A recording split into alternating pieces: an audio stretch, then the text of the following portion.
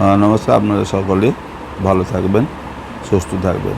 আমি মৃণালকান্তি সিংহ সত্যবার্তা থেকে বলছি।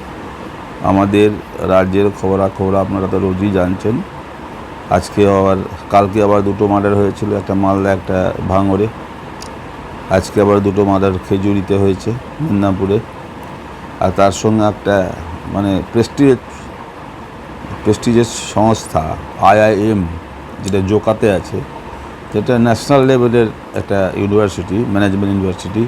সেখানে বহিরাগত মানে মেয়ে ছেলেকে ঢুকিয়ে ছাত্ররা রেপ করেছে, নেশাগ্রস্ত করে রেপ করেছে। মানে যেখানে কি নর্মালি ঢুকতে দেওয়া যায় না, ঢোকা যায় না সাধারণ মানুষের, সেখানে একটা মেয়ে ছেলেকে নিয়ে যেয়ে রেপ করলো। গেটে দুটো তিনজন গার্ড থাকে, তারা কি করছিল আর সিসি ক্যামেরা সব কী করছিল জানি না।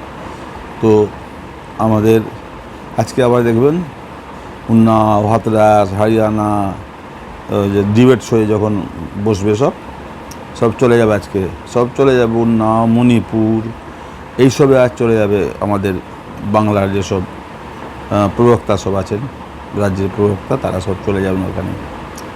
নিজের রাজ্যের দোষ স্বীকার করবে না, তারা সব ওখানে যাবেন।